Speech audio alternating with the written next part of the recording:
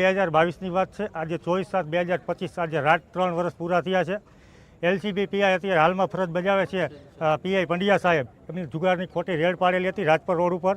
એના માટે અમે આજ મળવા આવ્યા હતા। ગૃહમંત્રી હર્ષ સાહેબ સંઘવીને અમે આના પહેલાં પણ 2 વાર ગાંધીનગર મળી ચૂકેલ છે। આના પહેલાં અનેકવાર ઉચ્ચ અધિકારીઓને મળેલ છે, રેન્જ આઈજી સાહેબને મળેલ છે, SP સાહેબને મળેલ છે। બધાને બધા ક્યાંક ને ક્યાંક પંડ્યા સાહેબને બચાવવા માંગતા એવું લાગે છે। માત્ર ને માત્ર કમ્ફર્ટ હોટલ અને અમારા કારખાનાનું ખાલી 8 કિલોમીટરનું અંતર છે। તો 1 મહિનામાં એ પીઆઈ ગોહિલ સાહેબને સસ્પેન્ડ કરવામાં આવે છે અને 2 મહિનામાં જેલને હવાલે કરવામાં આવે છે। તો એક જ જિલ્લામાં 8 કિલોમીટરમાં કેમ બબે કાયદા? એના માટે આજ ગૃહમંત્રી સાહેબને મળ્યા, પણ છતાં એને ગોળ જવાબ દીધા। મેં કીધું ગૃહમંત્રી સાહેબને કે પંડ્યા સાહેબ બહાર જ ઊભા છે, તમે એમને બોલાવો અને હું પંડ્યા સાહેબ છે, આપણે તમારી હાજરીમાં સાબિત કરી દઉં કે પંડ્યા સાહેબ ગુનેગાર છે। જો મને સાબિત કરી દે તો આને ફાંસીની સજા આપી દેવી।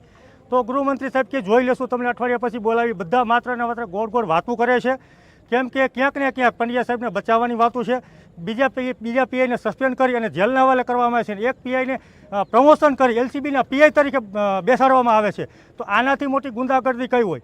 આપણા કાંતિભાઈ ધારાસભ્ય અને આપણા ગૃહમંત્રી હર્ષ સાહેબ સંઘવી પણ ત્યારે સસ્પેન્ડ કર્યા ત્યારે કહેતા હતા કે કોઈ પણ ચમરબંધીઓને છોડવામાં નહીં આવે। તો સાહેબ તમે આ ચમરબંધીઓને કેમ તમે પ્રમોશન આપો છો? મારો કહેવાનો મતલબ એ છે। તો એક બાજુ તમે એમ કહો છો કે ચમરબંધીને છોડવામાં નહીં આવે અને એક બાજુ તમે એને LCB એ ડિવિઝનમાંથી ફરજ બજાવતા એમાંથી પ્રમોશન લઈને LCB પીઆઈ તરીકે બેસાડો છો। તો કઈ રીતે તમારો કાયદા અને કઈ રીતનો તમારો ન્યાયતંત્ર છે? અમે આ ન્યાય માટે આવ્યા હતા। અમારો કેસ ચાલે છે, અમે લડવાના છે, અમે છેલ્લા શ્વાસ સુધી લડવાના છે। અને અમને અનેકવાર પંડ્યા સાહેબની પૈસાની ઓફર પણ એવડી આવી છે। અમે આજે પૈસા નથી લીધા અને કાલે પણ નથી લેવાના। અમે આજે અમારો ન્યાય નથી વેચવાના, કાલે નથી વેચવાના। ડાયાભાઈ રાઠોડ, આજે પ્રશ્ન હતો મોરબી તાલુકાના ઉટબેટ શામપર ગામના સવજીભાઈ તરસીભાઈના પિતા તરસીભાઈ નાનજીભાઈ 1955થી જેના નામે ખેતીની જમીન DSO રેકર્ડ, માપણી શીટ, ટિપ્પણ આ બધા રેવન્યુ રેકર્ડમાં એમના પિતાના નામે જમીન છે। વારસાઈ હકે જમીન થઈ, જમીન સર્વે નંબર 83 અને આવી જમીનના રેવન્યુ રેકર્ડની અલગ નોંધો એના 7/12 કોઈ પણ જાતનો કોઈ દસ્તાવેજ કે બક્ષિસ કે વેચાણ કરેલ નહીં હોવા છતાં રેવન્યુ રેકર્ડમાં નામ ઉપર ખાલી લીટા અને ચેડા કરી અને આવી જમીન કોઈ કડિયા કચરા હીરાના વારસદાર રતિલાલ માવજી ગાંગાડીના નામે જમીન કરી આપી। પોલીસ દ્વારા અમારું નિવેદન પણ લેવામાં આવ્યું, પણ FRA ગુનો નોંધવામાં આવ્યો નથી। જેથી અમે અત્યારે ગુજરાત રાજ્યના ગૃહ રાજ્યમંત્રી હર્ષભાઈ સંઘવી સાહેબને મળ્યા। એમણે એવું કીધું કે તમારે ગુનો દાખલ કરાવવો હોય તો સોમવારે ગાંધીનગર આવજો અને CM સાહેબની મંજૂરી લઈ અને અમે FRA ગુનો નોંધવાની કંઈક પ્રયાસ કરશું। થેન્ક યુ, ધન્યવાદ। શું નામ તમારું? મારું નામ પંકજ આદ્રોજા છે। આજે જે હર્ષભાઈ સંઘવી આવ્યા છે, તો અમે આજે મોરબીની જે કથળી ગયેલી સ્થિતિ અંગે રજૂઆત કરવા આવ્યા છીએ કે મોરબીમાં દિવસે ને દિવસે કૌભાંડ વધતા જાય છે। અત્યારે જોઈતી આપણે 602 નંબરનું કૌભાંડ અત્યારે બહુ ચર્ચામાં છે। તો એ જમીન કૌભાંડ હોય, નાના ખેડૂતોને ખતમ કરવાની જે આ પ્રવૃત્તિ ચાલે છે એના વિરુદ્ધમાં અમે અત્યારે રજૂઆત કરવામાં આવ્યા છીએ। ત્યારબાદ અત્યારે આપણે જોઈ છીએ હમણાં તાજેતરનો દાખલો કે રોડ ઉપર ઊભા હતા ને બેગ છીનવીને વહી જાય છે। તો આ આપણે જોઈ છીએ કે બેગ છીનવીને વહી જાય છે, દિવસે અહીંયા પબ્લિકના ટોળા છે, છતાં પણ એ એવું કૃત્ય કરી શકે છે। તો આપણે સમજી શકીએ છીએ કે કેટલું બધું જાજુ કથળી ગયેલી સ્થિતિ ગણી આપણે। તો આ બધી રજૂઆત કરવા માટે અમે સાહેબ સાથે આવ્યા છીએ, પણ સાહેબે સિલેક્ટેડ વ્યક્તિને અંદર બોલાવ્યા છે, અમારી રજૂઆતને કંઈ ધ્યાનમાં નથી લેતા। તો અમે તમારા દ્વારા એવું કહેવા માંગીએ છીએ કે કાયદો વ્યવસ્થા એક સુધારવામાં આવે અને જે આ કૌભાંડ થાય છે એ કૌભાંડીઓને ખૂબમાં ખૂબ સજા કરવામાં આવે અને ભવિષ્યમાં જો આવા કૌભાંડ કરવાનું કોઈ વિચારે તો એ વિચારી ના શકે એવું અમને બાંયધરી આપે એવી અમે રજૂઆત સાહેબ સાથે કરવામાં આવ્યા છીએ, પણ અમારી રજૂઆત હજી સુધી કોઈએ સાંભળી નથી। તમારા માધ્યમથી અમે અમારી રજૂઆત સાહેબને કરવા ઈચ્છીએ છીએ। જિલ્લાભરની અંદર દારૂબંધીની અમલવારીને લઈને આપ શું કહેશો? કેવા સાહેબ, જિલ્લાભરમાં ડાલુ એક ખાલી ઓન પેપર છે, બાકી ખૂણે ખાચરે તમે જ્યાં જાઓ ત્યાં તમને દારૂ મળે છે। હમણાં થોડા સમય પહેલા એક વિડીયો આવ્યો હતો, સિવિલમાં તમને દારૂ છે। હમણાં થોડા સમયમાં નગરપાલિકામાંથી તમને એવો વિડીયો આવ્યો હતો કે અહીંયા દારૂ પીતા હતા। તો આ સરકારી કચેરીમાં જો દારૂ પીવાતો હોય તો સમજી શકો છો કે મોરબીની તમામ જગ્યા ઉપર દારૂ મળતો હશે, એ ફાઇનલ છે। હું રહું છું વજેપર શિવ સોસાયટીની સામે। અહીંયા ખુલ્લેઆમ દારૂના ધંધા ચાલી રહ્યા છે। મારા આજ 15 વર્ષથી હું ગાંધીધામ કચ્છમાં રહેતો હતો. મારે એક્સિડન્ટ થયું હતું, ત્યાં મારું મકાન છે તો હું અહીંયા આવ્યો હતો સાફ સફાઈ કરવા માટે. તો અહીંયા ખુલ્લેઆમ મારા ઘરની અંદર તાળા તોડીને પણ દારૂ રાખે છે. મેં દારૂનો વિરોધ કર્યો સર, મને માથામાં માર્યું, ધારિયા માર્યા. રાતના 4 વાગે ઉઠીને માણસો આવે ને આખી રાત એના માણસો એમને ફરતા રહે છે.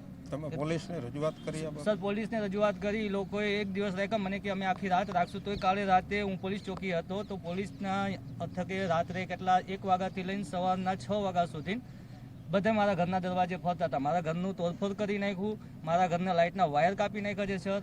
અને મારા ઘરમાં હાલતા ને ચાલતા અવારનવાર એ લોકો આવીને ફરીને જાય એમ કે મને, મારી ઘરવાળીને, મારા છોકરાને બધાને મારી નાખવાની ધમકી આપે. તમે શું, તમારી માંગણી શું છે? મારી માંગણી એ છે સર કે મોરબીમાં આવા જે તત્વો થાય છે, જે દારૂના કોમ્પાલ છે, આવા તો પહેલાં ચોક્કસ બંધ જ કરી દેવું જોઈએ સર.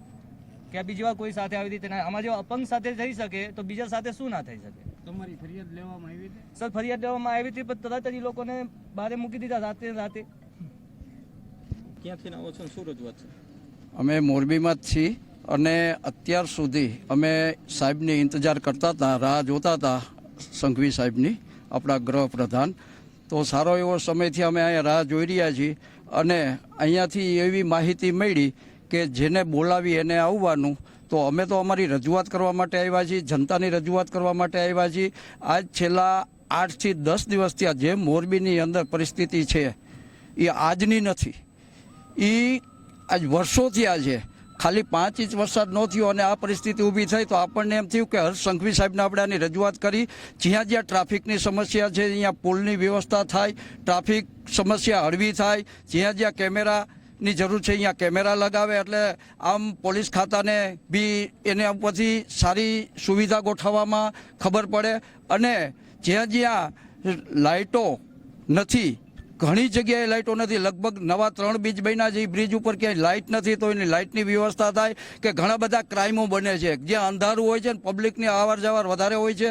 તો આના માટે અમે હર્ષ સંઘવી સાહેબને રજૂઆત કરવા આવ્યા છીએ, પણ અમે ઇંતજાર કરીને ઊભા છીએ. અમને અંદર કાંઈ બોલાવવામાં આવ્યા નથી અને અમને એમ હતું મીડિયાના માધ્યમથી એવી માહિતી મળી હતી કે હર્ષ સંઘવી સાહેબ આવે છે અને જાહેરમાં બધાને સાંભળશે. તો અહીંયા તો એવું કાંઈ ચોઈસ કરેલા માણસો હોય એવું લાગી રહ્યું છે. અહીંયા કાંઈ એવું દેખાઈ નથી રહ્યું કે જનતાને આમ સાંભળે. જનતા ઘણી બધી રાહ જોઈને ઊભી છે અને મીડિયાના માધ્યમથી પણ હું કહેવા માગું છું હર્ષ સંઘવી સાહેબને કે જો તમે ગુજરાતના ગૃહપ્રધાન છો તો અહીંયા જે પબ્લિક આવી છે કાંઈ જોવા માટે નથી આવી, એની કાંઈક ને કાંઈક રજૂઆતો છે, કાંઈક ને કાંઈક પ્રશ્નો છે, એના માટે આ બધા આવ્યા છે.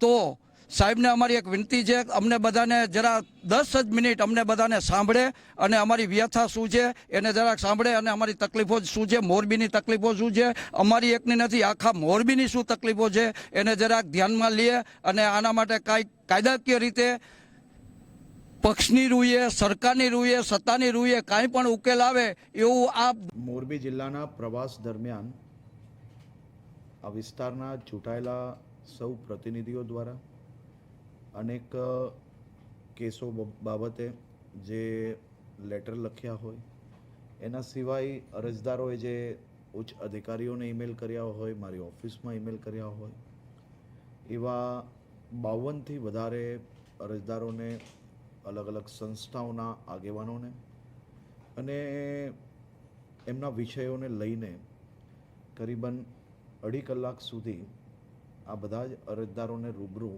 મોરબી જિલ્લા એસપી કચેરી ખાતે આજે સાંભળ્યા છે. અનેક લોકોના નિકાલ આજે સ્થળ પર જ આવ્યા છે. અનેક વિષયો જે રેવન્યુ જોડે જોડાયેલા હતા એ મુખ્યમંત્રીશ્રીની જનસંપર્ક કાર્યાલયમાં મોકલીને ધારાસભ્યશ્રી અને સાંસદશ્રીઓને સાથે રાખીને એમને કઈ રીતે મદદ કરી શકાય તે બાબતે બી ખાસ ચિંતા કરવામાં આવી છે.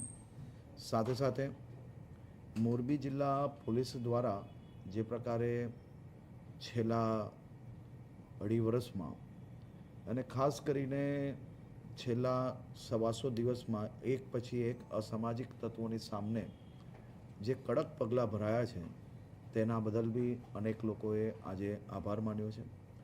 અનેક અરજદારોએ જેમને કોઈની લૂંટ થઈ હોય, ચોરી થઈ હોય, ચીટિંગ થઈ હોય અને ખાસ કરીને સીટની રચનાના માધ્યમથી ખૂબ નાના નાના વેપારીઓને એમની રકમ ઝડપથી પરત મળી રહી છે તે બદલ બી એમને પોલીસનો આભાર માન્યો છે અને સાથે સાથે આવનારા દિવસોમાં બીજું શું કરી શકાય તે બાબતોની ચર્ચા થઈ છે. આભાર. ખાસ કરીને જે વાત કરીએ તો એક જુગારની રેડ બાબતે એક અરજદાર તમારી પાસે અત્યારે આવ્યા હતા અને એને વાત કરી કે 3 વર્ષ પહેલા સેમ 22/7/2022માં જુગારની રેડ થઈ હતી, બોગસ રેડ હતી. આ બાબતે એને રજૂઆતો કરી છે, છતાંય કોઈ એક્શન નથી લેવાતા. શું કહેશો? ને એટલે કોઈ બી વ્યક્તિ જે આરોપ લગાડે એ આરોપ પર તપાસ થાય. એટલે 3 વર્ષ થઈ તપાસ કરતા. નહીં, તપાસમાં 3 વર્ષ થાય એવું નથી ભાઈ. એમનું કેવું છે કે 3 વર્ષ થયા છે તપાસને, પરંતુ એમને આજે પાછા બીજા પુરાવા આપ્યા છે અને અગર એ વ્યક્તિને તમે સાંભળ્યા હોત તો એ વ્યક્તિને મેં 15 મિનિટ તક રૂબરૂ સાંભળીને એક વિષયને નોંધ કરી છે. અમારે સાંભળવા આવું હતું પણ આવવા નહોતી થતું. નહીં, એટલે તમને સાંભળવા આવું હતું એ જ હું સંભળાવું છું હમણાં, બરાબર છે. મારે અરજદારને સાંભળવા છે, મારે તમને બતાડવા માટે નથી આવ્યો હું અહીંયા. મારે મારા રાજ્યના નાગરિકોને સાંભળવાની મારી ફરજ છે અને એ જ કામગીરી ચાલી રહી છે. અમે નાગરિકમાં નથી આવતા. તમે તો અમારા વરિષ્ઠ નાગરિક છો ભાઈ, બરાબર છે. પરંતુ ક્યારે બી કોઈ બી આપણે, તમે બી સમજો છો અને તમે અહીંયા જોઈ શકો છો કેટલા કલાકથી અરજદારોને કોઈને ટોલામાં સાંભળીને માત્ર વાત કરવા પૂરતું નહીં, પરંતુ મોરબી જિલ્લામાં એ લોકો અહીંયાથી ગાંધીનગર સુધી ધક્કા ના ખાવા પડે તે માટે અહીંયા આવ્યા છે. તમે જો કોઈ 5 જણના વિષયો અલગ પ્રકારના બી હોઈ શકે, પણ આપણે એવું જોવું જોઈએ કે મોટાભાગના લોકોના પ્રશ્ન નિકાલ લાવવા માટે કયા પ્રકારે મહેનત કરી રહ્યા છે. માત્ર કોઈ એક વસ્તુ કોઈ કહે અને આપણે એ વિષયને પકડીએ તો એ બી યોગ્ય ના કહેવાય. ખાસ કરીને હમણાં તમે તમારી વાતમાં બોલ્યા ગાંધીનગર લગી ધક્કા ન ખાવા પડે. મોરબીમાં જે ચકચારી કૌભાંડ છે જે અત્યારે ગાંધીનગર લગી ગુંજે છે, 602 જમીન કૌભાંડ, એની ફરિયાદથી લઈને અરજીથી લઈને જે કાંઈ થયું ઉથલ પાથલ, એના માટે શું કહેશો? કેના માટે? બધા જ આરોપીને પકડી લેવામાં આવ્યા છે. સાહેબ અત્યારે 2 દિવસ 4 દિવસ પહેલા જે કાંઈ સીઆઈડીએ પકડ્યા ત્યાં સુધી તો ફરિયાદ માર્ચ મહિનામાં નોંધાણી હતી અને ફરિયાદ લેવા પણ એવું માટે થોડું પણ હોય ઘણા ભાઈ, બધા પ્રશ્નો હતા. કામગીરી કોઈ કરી છે? ગુજરાત પોલીસે કરી છે કે તમે પકડવા ગયા? સીઆઈડીએ સાહેબ, સ્થાનિક પોલીસ અને સીઆઈડી કોણ છે? સીઆઈડી ગુજરાત પોલીસનો જ ભાગ. એનો આક્ષેપ સ્થાનિક પોલીસ સામે છે. ગૃહમંત્રી, નથી કરતા એમ. એ બી ગૃહમંત્રીએ જ કરેલું ને મોરબી જિલ્લામાં એફઆઈઆર કરવામાં ગાંધીનગર લગી બી ન આવવું પડે તો ગાંધીનગર આવ્યા પછી થયું એમ કહું. તપાસ ક્યાં કરવી એ નક્કી રાજ્ય સરકાર કરતી હોય છે, બરાબર છે. એમાં કોઈ અરજદારોએ ત્યાં ધક્કા નથી ખાવા પડ્યા ભાઈ, બરાબર, તમારી જાણકારી માટે. એટલે દરેક વિષયને મારું એવું માનવું છે કે તમે બી સૌ જાગૃત નાગરિકો છો. પ્રયાસ કેવા થઈ